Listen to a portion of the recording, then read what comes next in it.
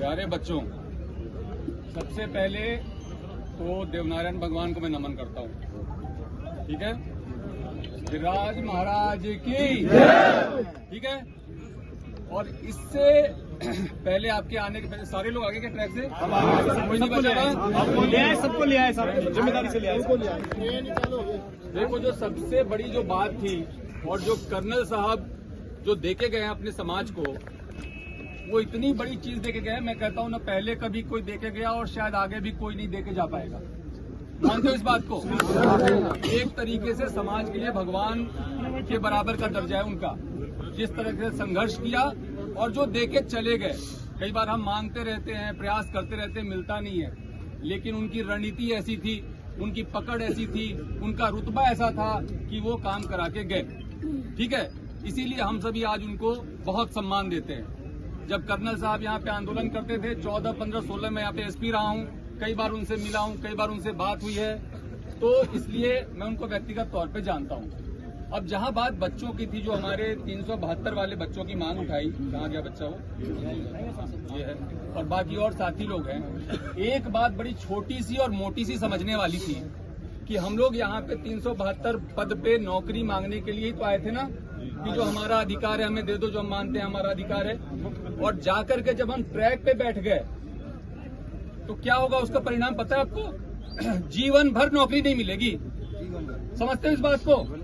Railway act का मुकदमा लेगा तो जीवन भर नौकरी नहीं मिलेगी। तो हम कर क्या रहे हैं? और मैं इसलिए वहां से चल के आया।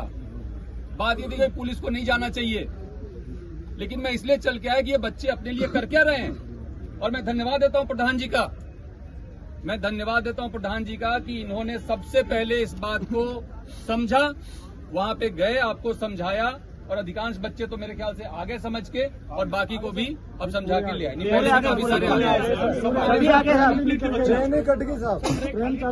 बहुत बढ़िया। तो आप लोग इस बात को समझो कि एक तो प्रशासन, सरकार और समाज अलग अलग नहीं है। ठीक है, जो कोई हमारी मांगे होती हैं, जैसे कह रहे हैं हम 7 साल या 17 साल से आप मांग कर रहे हो, 7 साल से मांग कर रहे हो, पूरी नहीं हो रही है, तो उसमें क्या दिक्कत है? आपका पॉइंट ऑफ व्यू क्या है, सामने वाले का पॉइंट ऑफ व्यू क्या है? इसको क्लियर करने के लिए आज जो एक घोषणा हुई, जो मैंने सुना कि एक मंत्रिमंडलीय कमेटी का गठन हुआ है, जो कि स्थायी कमेटी है, वो एक बार के लिए नहीं बना है। वो हर 3 महीने पे मीटिंग करेगी और पहली मीटिंग इसी मंथ होगी, इसी जून माह में होगी। तो वहां तो आपकी बात सबसे पहले रखी जाएगी ना। तो इतना ज्यादा उद्वेलित होने वाली बात थी नहीं। और फिर भी अगर आपके दिल को चोट पहुंचा, मैं समझ सकता हूं। हम लोग सभी रोजगार के लिए बहुत, हमने भी संघर्ष किया है। हम भी कॉलेज में पढ़े, दिल्ली जाके पढ़े, नौकरियों के लिए कंपटीशन दी, फिर नौकरी हुआ तो नौकरी में हमें पता है कि एक बेरोजगार का दर्द क्या होता है। लेकिन साथ ही साथ अगर ये दर्द था तो थोड़ा सा धैर्य रखना चाहिए था, मैं मानता हूँ। और मैं कोई आपसे दूर नहीं हूँ, प्रशासन आपसे दूर नहीं है, कलेक्टर साहब, एसपी साहब आपसे दूर नहीं है, और न सरकार आपसे दूर है। मैं आपको कहना चाहूंगा, आपकी जो महापंचायत थी उसमें आपका बिंदु था, जितने भी उसमें पॉइंट्स तय हुए, आप देखिए तो 9वीं अनुसूची में कैबिनेट से प्रस्ताव पारित करा के भेजने की बात हुई। एक ये मन में हमेशा डर रहता है ना सबके कि कहीं हमारा आरक्षण खत्म नहीं हो जाए। ठीक है, तो वो 9वीं अनुसूची में डालने के लिए कैबिनेट से प्रस्ताव पारित करने की बात पे लेकर के सरकार ने अपनी सहमति व्यक्त की है, जो कि पहली बार हुआ। इसके साथ ही जो मुकदमे वापसी की बात है, जिससे हम सभी लोग परेशान रहते हैं, हमारे बच्चे परेशान रहते हैं, उसमें केवल बेलेबल ही नहीं बल्कि जो दूसरे, जिसमें कि नोटिस दे करके भी कार्रवाई की जा सकती है, उसके भी डिस्पोजल की बात और सहमति दे दी गई है।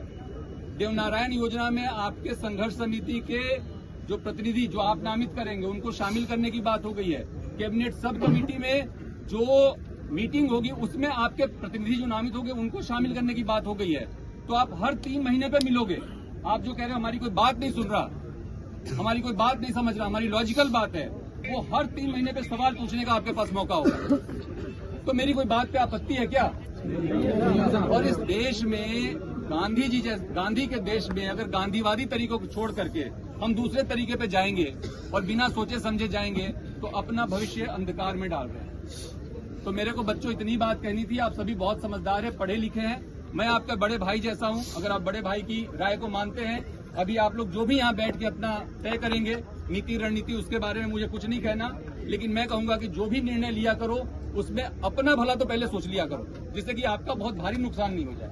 तो इतनी सी बात करनी थी। सबको बहुत बहुत धन्यवाद। वंदे मातरम।